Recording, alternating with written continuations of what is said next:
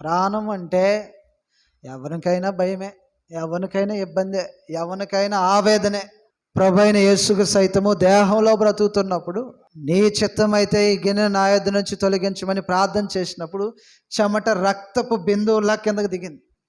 అపోస్తలుల కార్యాలు 2:23 ఇలాగని రాయబడి ఉంటుంది. కాబట్టి దేహం నుంచి ప్రాణం వేరే పరిస్థితులు ఏర్పడినప్పుడు, ప్రాణం పోయే పరిస్థితులు ఏర్పడినప్పుడు దానికి కలిగే వేదనలు మహాభయంకరంగా ఉంటాయి. అనుభవించేవాడికి తెలిసింది ఆ బాధ. వేదనలు ఉంటాయి, మహాభయంకరంగా ఉంటాయి. ఏదో ఒక రోజున దాన్ని టచ్ చేయబోయాలి, గ్యారెంటీకి టచ్ చేయాలి, ఎవడైనా టచ్ చేయాలి. ఆ వేదన ఎలాగుంటుందో రుచి చూడసారు ఎవరైనా, ప్రతి వాడు రుచి చూడాల్సిందే. ఎప్పుడు వచ్చిద్దో, ఎవరికి వచ్చిద్దో, ఎవరు ఏ లైన్లో ఉన్నదో తెలియదు. మరణము నందు కలిగే వేదనలు మహాభయంకరంగా ఉంటాయి. అంత ఈజీ పని అనుకుంటున్నారేంటి? దేహం నుంచి ప్రాణం వేరవటం అంటే అది వేరేటప్పుడు ఎంత పోరాటం జరిగిద్దో.